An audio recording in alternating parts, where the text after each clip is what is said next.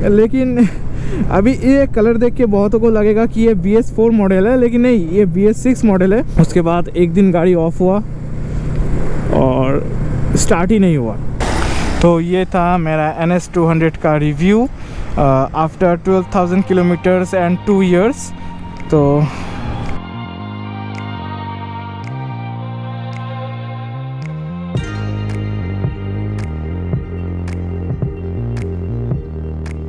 तो हे दोस्तों, I am Red and you are watching my YouTube channel Red Eye. तो just काम ख़त्म हुआ और मोटर ब्लॉगिंग शुरू। एक मीटिंग था जिसके लिए मैं सुबह को आया था, इसीलिए अभी तक ये हुडी पहना हुआ है मैंने। और अभी सच बताऊँ तो गर्मियाँ आ चुकी है और मुझे गर्मी लग रही है और थोड़ा स्वेटिंग भी हो रहा है मुझे। फ़िलहाल हम जा रहे हैं फ्यूल अप करवाने। इस महीने में ये तीसरी बार फ्यूल अप करने की नौबत आ चुकी है, क्योंकि इस महीने में मायापुर पे बहुत ज़्यादा ही फ्यूल वेस्ट हो गया। इसीलिए निंजा 300 जो भी हो, क्योंकि ज़्यादा फ्यूल इस महीने में इस्तेमाल हो गया, इसीलिए इस महीने में तीसरी बार फ्यूल अप करवाने जा रहे हैं। बाकी हर महीने तो मुझे 2 बार फ्यूल अप करवाना पड़ता ही है यूट्यूब स्टार्ट करने के बाद से। और लेकिन आज का टॉपिक है कि NS200 ही मैंने क्यों लिया और मैंने अभी तक NS200 में क्या क्या प्रॉब्लम फेस करे और क्या क्या एडवांटेजेस फेस करे और क्या क्या डिसएडवांटेज फेस करे, मतलब ऑल अबाउट NS200 आज का टॉपिक है। अब यहाँ से लेना है मैं लेफ़्ट, और यहाँ पे तो बहुत सारे उन्होंने तो सिग्नल दिया था, नो जो भी हो। हम जहाँ से भरवाते हैं वहीं से भरवाएंगे एक्स्ट्रा प्रीमियम। सच बताओ तो मैंने 2 महीने भरवा के देख लिया था। नॉर्मल पेट्रोल NS का पेट्रोल फिल्टर ज़्यादा डैमेज करता है, कंसिडरिंग कि वो 8 रुपये ज़्यादा चीप आता है। आप अगर हिसाब लगाने जाओगे फिर भी आपको नॉर्मल ज़्यादा वैल्यू फॉर मनी मिलेगा, लेकिन एक्स्ट्रा में क्या होता है कि क्लीनिंग एजेंट इंक्लूडेड होता है इनके लिए, मतलब इंडियन ऑयल में क्लीनिंग एजेंट इंक्लूडेड होता है, तो उससे ज़्यादा अच्छा होता है। अभी पहुंच चुके हैं, देखते हैं।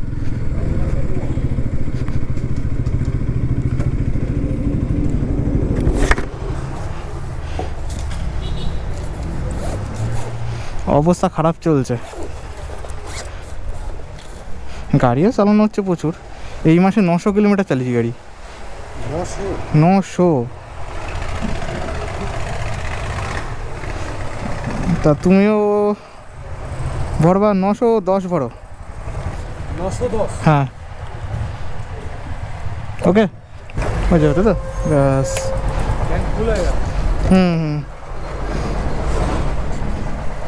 तो ठीक है तो टाका बस। ओके इस बार बहुत बड़ा फटका पड़ चुका है और गाड़ी थोड़ा ज़्यादा भी भर चुका है, शायद 100 रुपये का कम भरता, लेकिन कोई बात नहीं। अभी गाड़ी चलाया था मैंने 313 किलोमीटर लास्ट फ्यूल अप से। तो ट्रिप 1 को करते 0 और ये मेरा वॉलेट तो अभी खाली हो चुका है यार।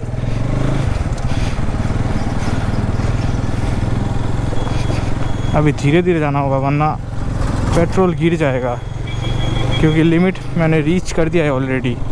तो कुछ दिनों तक, मतलब 2-3 दिनों तक मुझे थोड़ा आराम से ब्रेकिंग एंड एक्सेलरेशन करना पड़ेगा, वरना पेट्रोल ओवरफ्लो होकर निकल जाएगा। मैंने NS200 क्यों लिया?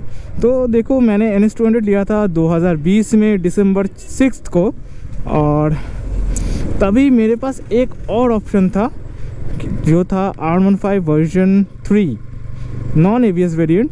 ये दोनों ऑप्शन मेरे पास था, लेकिन जस्ट NS लेने का प्लान मेरा बहुत पहले से था। जब मैं 12th में था तब मेरे दोस्त का एक भैया था, उनके पास NS200 था BS3। तो एक बार मैंने वो बाइक मतलब राइड किया था, उसके बाद से तो मैं पागल ही हो गया था, मतलब ऐसा वाला बाइक। और तब तो मेरे लिए ये एक मस्क्यूलर बीस्ट था, मतलब अभी भी है लेकिन तब कुछ ज़्यादा ही था। तब तक बाइक का नॉलेज इतना था नहीं। 200 मतलब बहुत बड़ी बात थी मेरे लिए। और तब तक मैंने कुछ बाइकों का नाम भी याद कर लिया था, जैसे कि R3 और डोमिनर। मतलब ये बाइकिंग कल्चर जो है उसको फॉलो करना शुरू किया, मतलब कौन सा बाइक नया लॉन्च होने वाला है वगैरह वगैरह। तो तब मुझे पता चला कि इंडोनेशियन मार्केट में लॉन्च हुआ है R15 वर्जन 4, जिसका इंटरनेशनल कलर मुझे बहुत ज़्यादा पसंद आ गया। वो रेड कलर वेरिएंट था, रेड एंड सिल्वर। तो तब मेरे दिलो दिमाग में सिर्फ एक ही बाइक था, NS200, लेकिन वो बाइक NS को टफ कंपटीशन देने के लायक थी, क्योंकि उस वक्त उस बाइक का माइलेज 60+ दिखा रहा था। तो उसके जस्ट 6 महीने मतलब 6 महीने बाद बाइक यहाँ पे लॉन्च हुआ। प्राइस था NS200 से 10,000 कम। वैसे जैसे मिडिल क्लास में होता है कि आप प्लान करते हो कुछ और हो जाता है कुछ और, तो मेरा वो प्लान शिफ्ट हो गया, मतलब ये पैसे की दिक्कत की वजह से 2020 का फरवरी आया।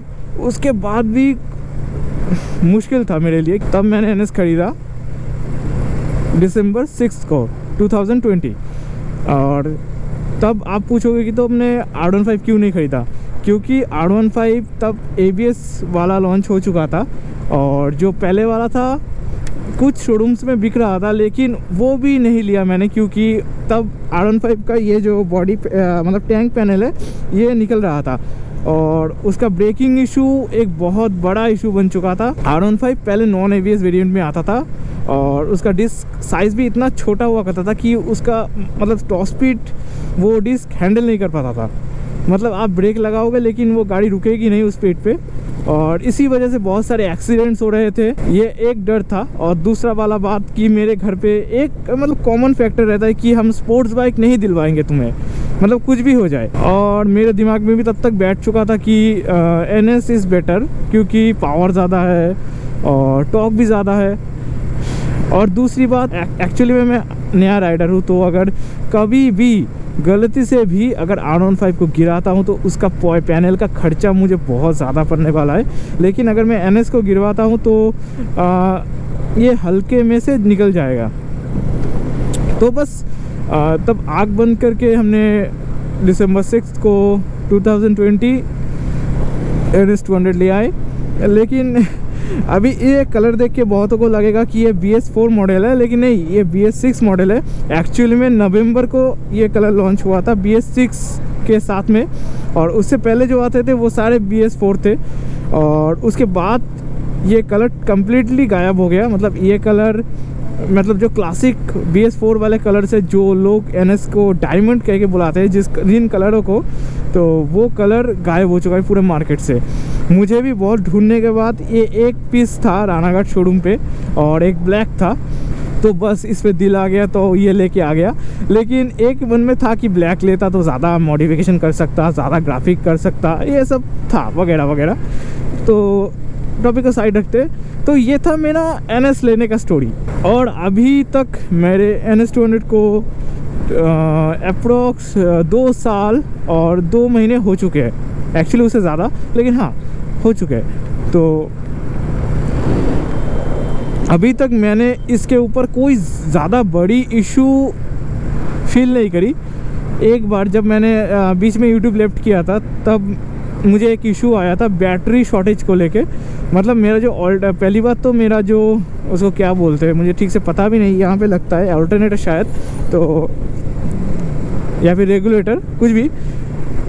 तो पहले तो मेरा गाड़ी में स्टार्टिंग का प्रॉब्लम दे रहा था, लेकिन मैंने बैटरी चेक करवाया तो बैटरी अच्छा था, लेकिन ये स्टार्टिंग का प्रॉब्लम था, और दिन ब दिन वो बदतर होता जा रहा था। उसके बाद एक दिन गाड़ी ऑफ हुआ और स्टार्ट ही नहीं हुआ।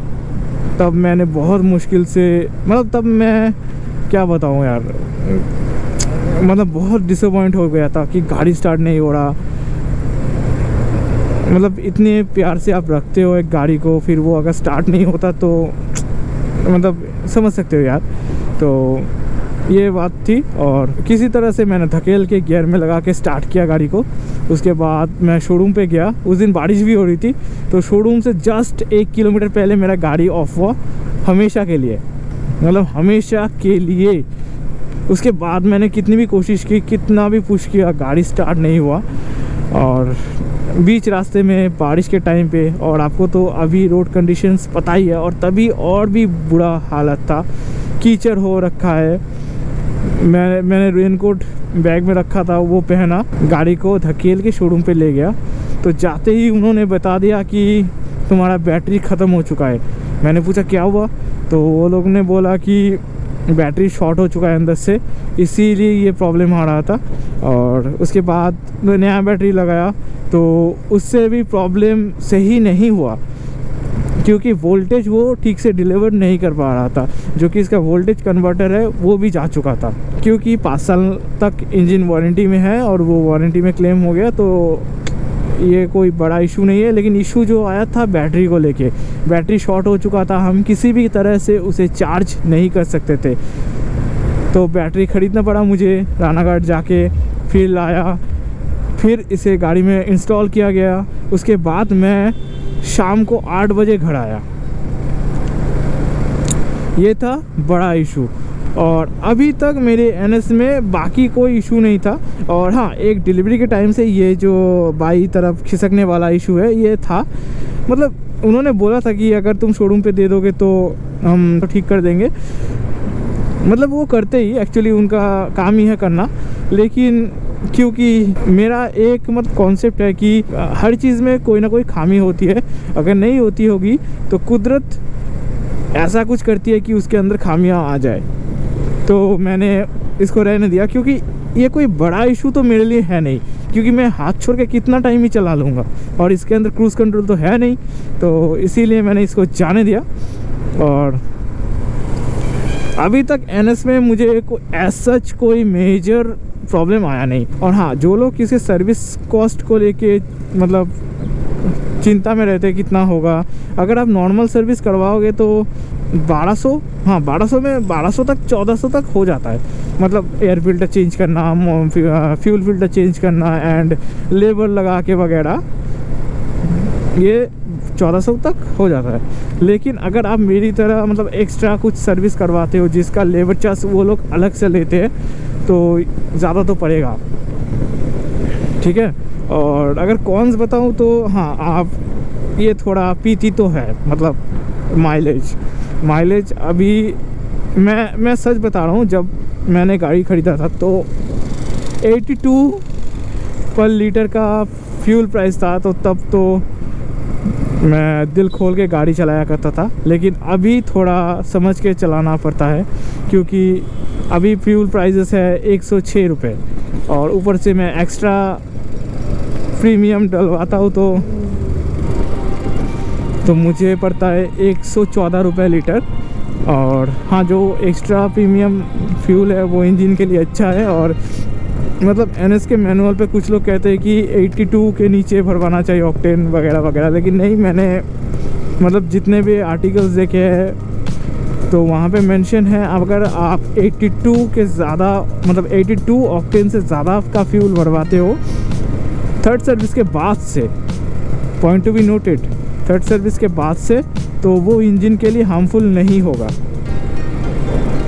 और मेरे सर्विस सेंटर में भी मुझे रिकमेंड किया था लास्ट, मतलब फ्यूल फिल्टर ख़राब होने के बाद, कि आप एक्स्ट्रा ही भरवाइए, इससे आपकी गाड़ी का एक्सपीरियंस ज़्यादा बेहतर रहेगा। और हाँ, अभी तक मेरा फ्यूल फिल्टर कभी भी ख़राब नहीं हुआ है। वो तो मैं ही था जो हर वक्त चेंज करवाता हूँ, लेकिन उसको चेंज अगर मैं ना भी करवाऊँ तो भी चल जाएगा। मतलब फ्यूल फिल्टर का कंडीशन हर 2 सर्विस में मैंने जैसा देखा, 5000 किलोमीटर पे भी उसको कुछ नहीं हुआ। तो ये बात है, बस इतना ही कहना है। और अभी यहाँ पे रुक के थोड़ा अपने बाइक के बारे में बात करते हैं।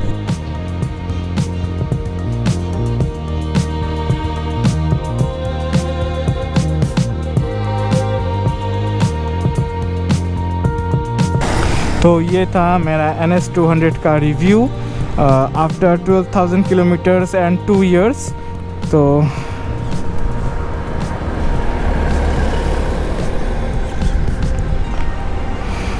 तो दोस्तों आई एम रेड, एंड जो लोग मेरे चैनल पे नए आ गए हो तो चैनल को सब्सक्राइब करो, और अगर कुछ क्वेरी है तो कमेंट्स में पूछो। बाकी मिलते हैं आपसे एक और नए वीडियो में, तब तक के लिए wait for my next video.